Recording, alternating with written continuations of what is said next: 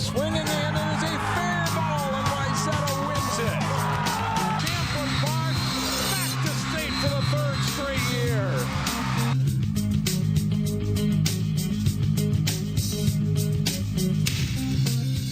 Welcome to Sports Jam. I'm Jay Wilcox. And I'm John Jacobson. Today on the show, highlights from Week 5 of the prep football season. And I'll talk soccer with the Maple Grove girls as we hit the last week of the regular season. And in our Sports Jam Spotlight, we'll meet a boys soccer standout from Totino-Grace who has taken an interesting path to becoming one of Minnesota's top players. But first, cross country and one of the nation's big regular season cross country meets. The Griak Invitational has divisions for both college and high school, with prep teams from several states coming to the Twin Cities for this big one-day meet. The boys' gold division race is first. Edina's Maxwell Manley the winner. Acer Iverson of Roseville second. Andrew Brandt of Wayzata takes third. Trojans are third as a team. In the girls' race, Emily Covert of Washburn wins in a time of 17 minutes, 28 seconds. It's her second Griak championship. The top local finisher, Wayzata's Emma Atkinson, who takes 9th place. The Trojans are 4th as a team. We talked to Brandt and Atkinson about how the Griak gets their teams ready for the big races ahead. Doing well like we did today is just a confidence booster going into those meets. So it looks like we were pretty close behind Edina, and they're really going to be our rivals in these next meets coming up, conference sections and state. So it's good to have that confidence boost, knowing that we're in striking distance of them, knowing that we can compete with them. This race is super tough, so it definitely makes us feel stronger and more confident seeing what we can do in this race, since we know how tough and how much stronger we're going to be coming out of this race. Here's a look at the boys' team scores in the gold division. Edina is first, just ahead of Olathe North out of Kansas. Wayzata is third. Other local teams include Maple Grove in 26th place and Armstrong in 27th. In the girls' gold division, the top 3 team finishers are all from Illinois. Yorkville finished first with Naperville North second and Downers Grove South third. Wayzata's girls were the top Minnesota team, placing 4th. Maple Grove finished 34th. Now to soccer, where the regular season does wrap up later this week. The Totino-Grace boys hope to claim another state Class A title, and they'd also like to repeat as Northwest Suburban Conference champions. Osseo hoping to pull the upset on Totino-Grace's home field, but the Eagles get a goal early off a corner kick. It caroms around to Thomas Setter. He just gets a piece of it to knock it in for the goal. Then Stevenson Lamar beats the defender to the ball, and he turns and puts a shot home. The Eagles jump out to a 2-0 lead. And they're not done in the first half. Lamar gets control of it and pushes it ahead to Herbert Endeley. This try is stopped, but it deflects back off Endeley and in for a 3-0 lead. It's 4-0 Grace at halftime. Osseo comes out strong in the second half. Prince Massaquoi over to Robert Wallity, and he gets in alone to score as the Orioles cut the deficit to 4-1. But Grace gets a couple more. Endeley's corner kick is on target to Jacob Wasek for the goal. Totino-Grace rolls to a 6-2 win. In the girls' match between Osseo and Totino-Grace, Eagles looking to break a 3-match losing streak. First half, nice crossing pass. Sarah Lewis-L to Sydney Sowen, and she blasts it home.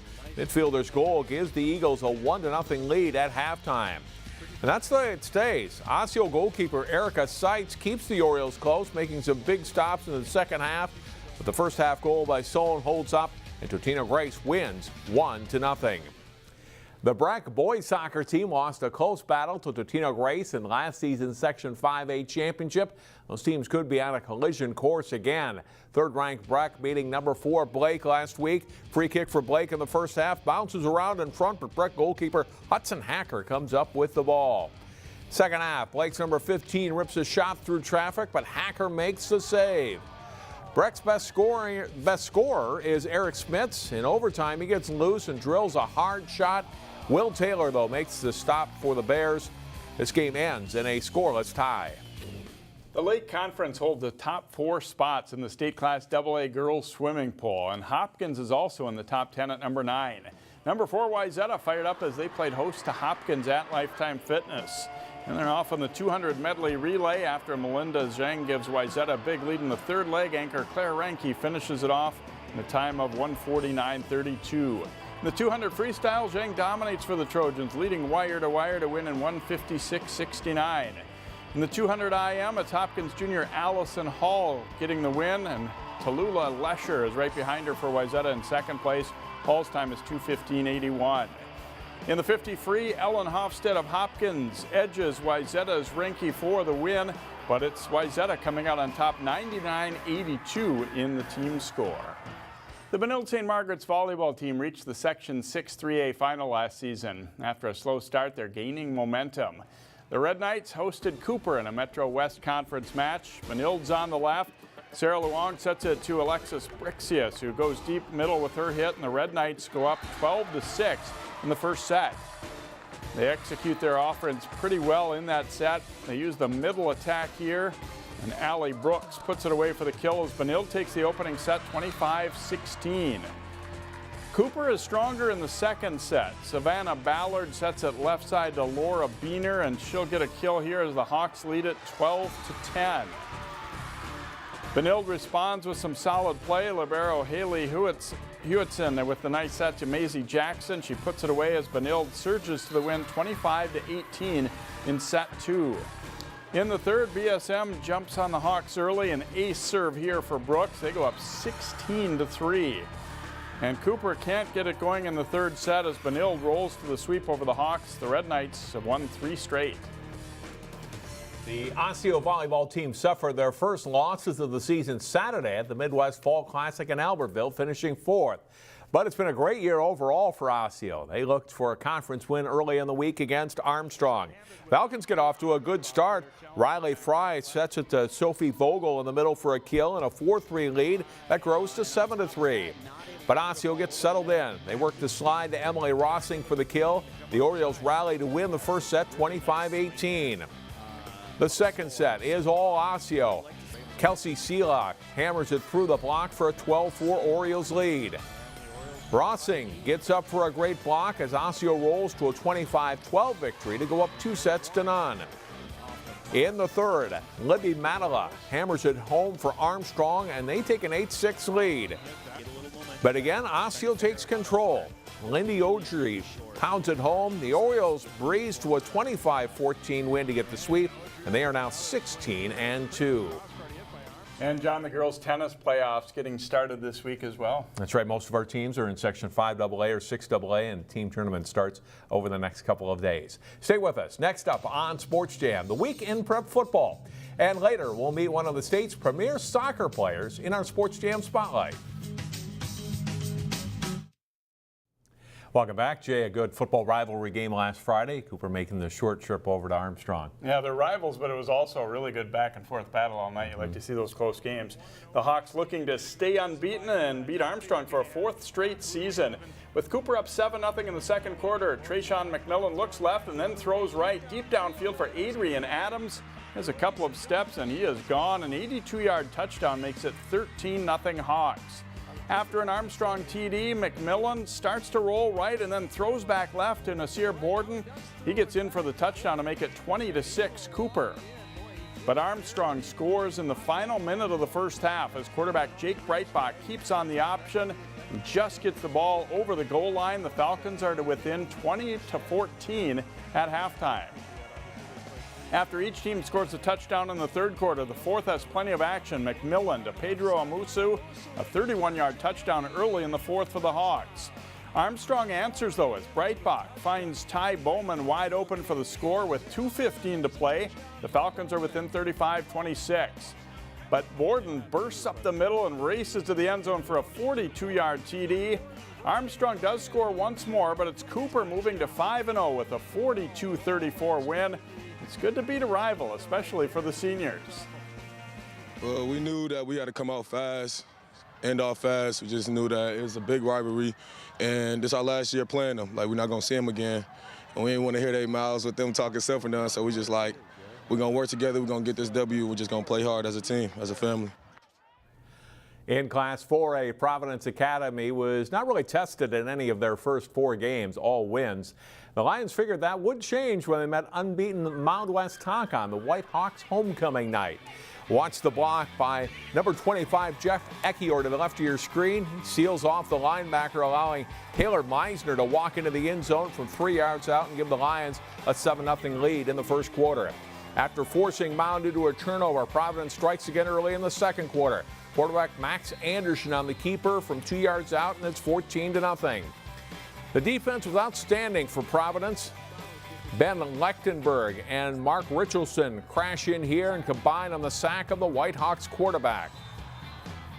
Still 14-0 in the third quarter when the Lions will hit pay dirt again. Julian Caven with a nice catch on the pass from Anderson. That was a 4th and 9 play, and it goes for 30 yards and a touchdown. It's 21-0. The Lions defense forces another turnover. Bryce Lovechick forcing the ball loose, and then Preston Sawicki recovers for Providence. And it sets up the Lions' final score of the night. Anderson on the screen pass, floats it to Ekior, who gets some good blocks and takes this one 38 yards for a touchdown. Providence Academy blanks Mount West Tonka 27-0. Lions score a big win to get to 5-0 on the season. We've had a lot of time at the drawing board this week because this is a very well-coached team and a very good athlete. So I think we had to go out there and just be the better ones. This is definitely going to boost our confidence a lot for the rest of the season. I mean, this is supposedly one of the better teams, and we shut them out and put up some good points. So it's going to be a good rest of the season. We're excited. Like Cooper, the Benilde St. Margaret's football team had a great regular season last fall, but saw their dreams of a long playoff run end early. A young Red Knights team split its first 4 games this season. They face crosstown rival St. Louis Park Friday. The Orioles would score first, but Benilde answers. Will Petty gets through the hole, and he's gone 67 yards to the end zone to make it 7-all. Orioles make a big defensive play. The hit by Brendan Johnson-Snyder knocks the ball loose. Ariel Lopez-Barrera picking it up, rumbles the other way. That would set up a touchdown and a 13-7 lead.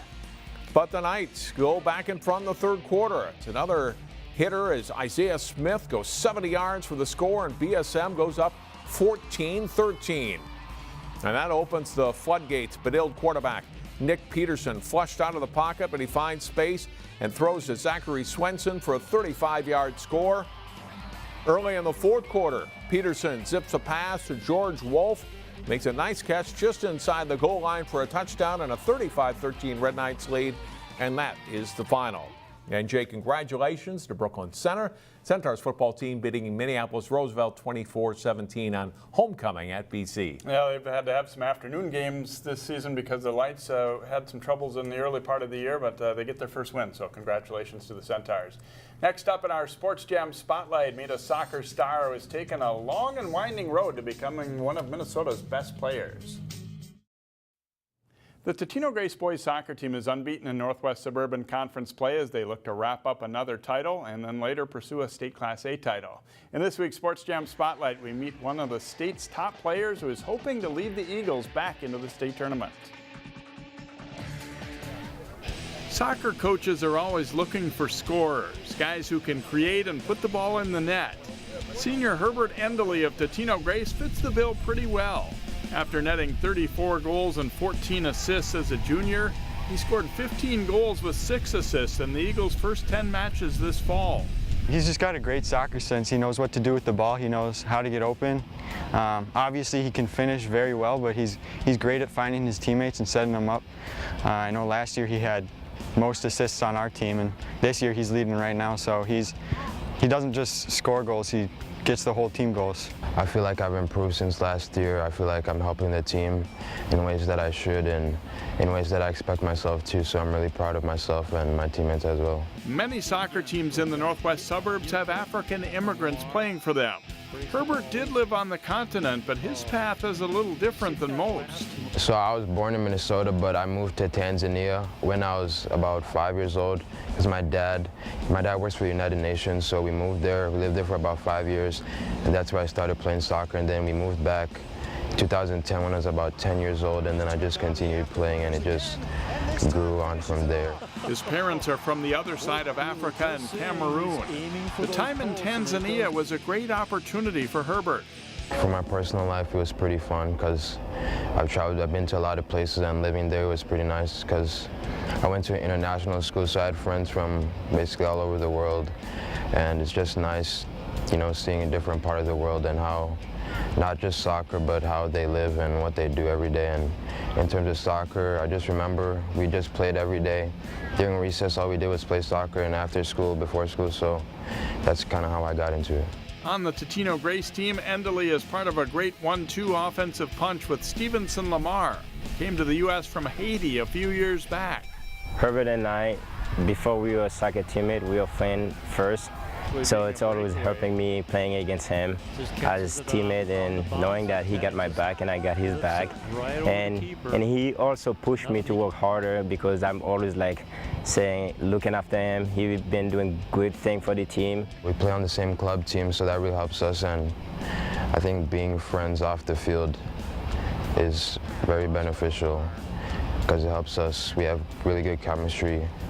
I don't think I've had as much chemistry with anybody else I've ever played with, so it really helps us. Endeley will play college soccer next season at Indiana.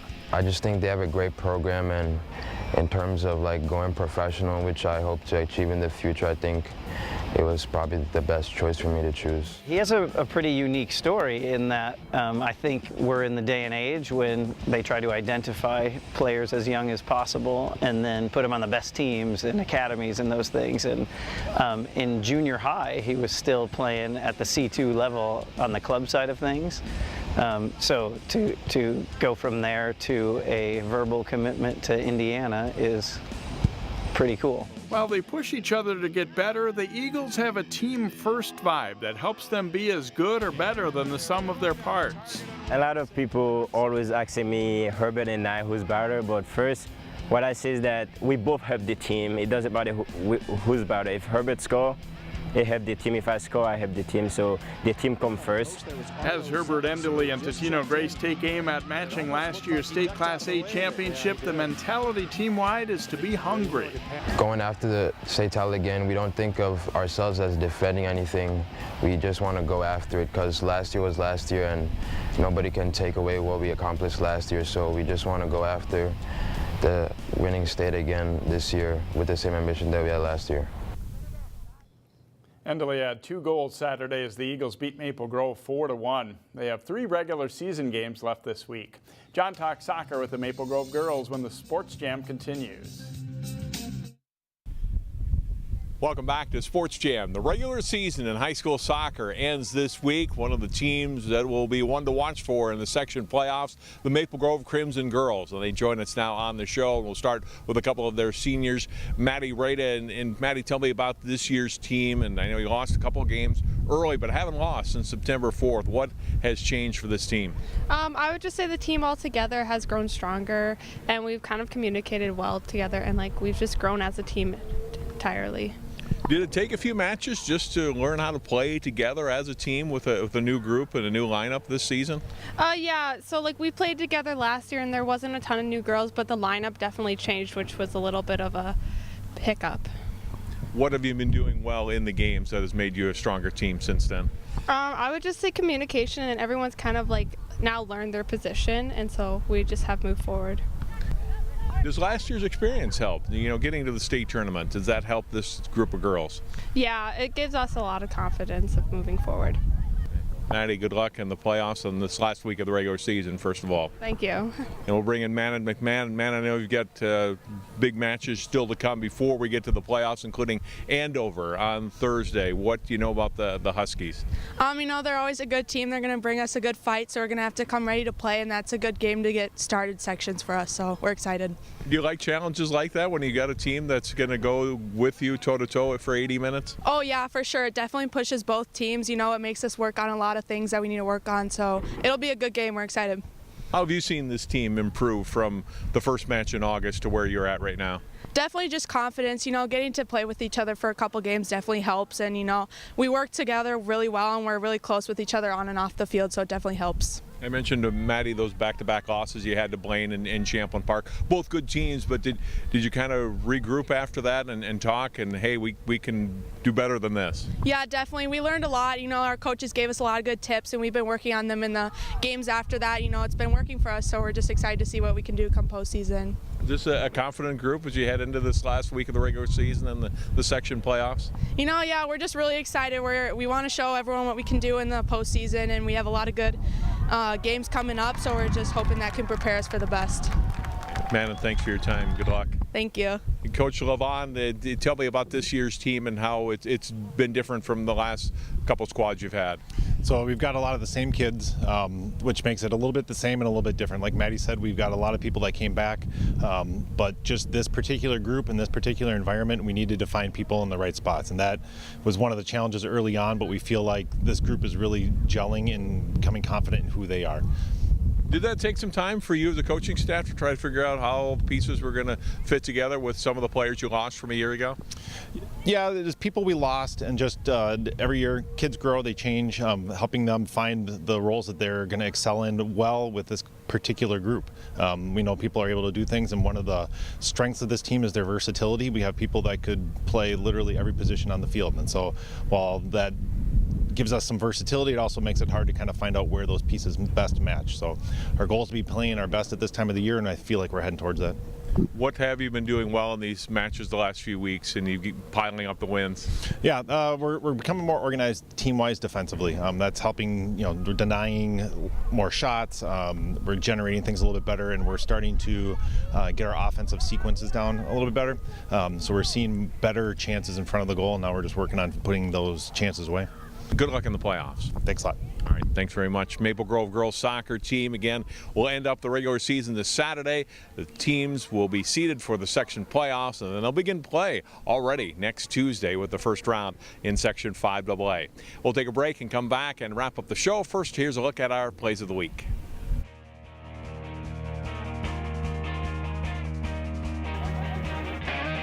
And he'll take a shot and a goal! Watch this. You couldn't plan that any better. Down. That's at minimum 6 in this match.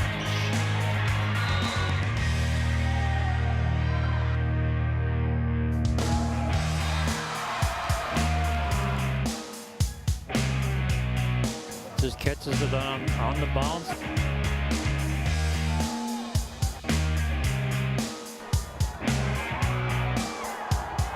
This one right on, coming in right off the left knee.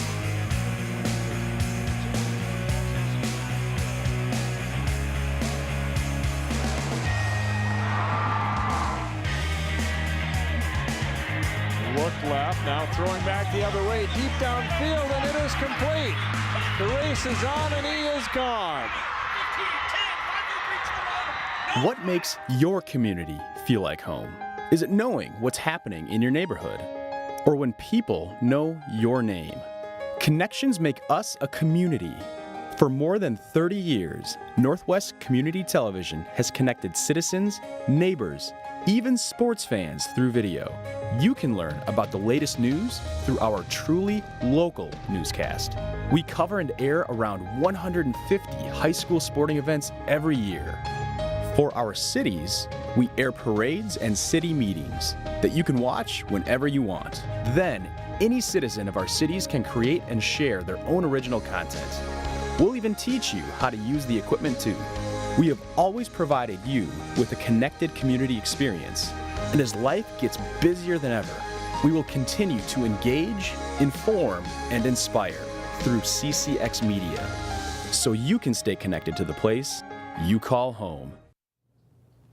Our game of the week is a Northwest Suburban Conference match in prep volleyball as Maple Grove hosts rival Osseo. The match is Thursday at 7 p.m. Watch it live on CCX and online at ccxmedia.org. It also replays Saturday morning at 10 and Sunday evening at 7 o'clock. And that will wrap up this week's Sports Jam. Thanks so much for watching, and we'll see you next week.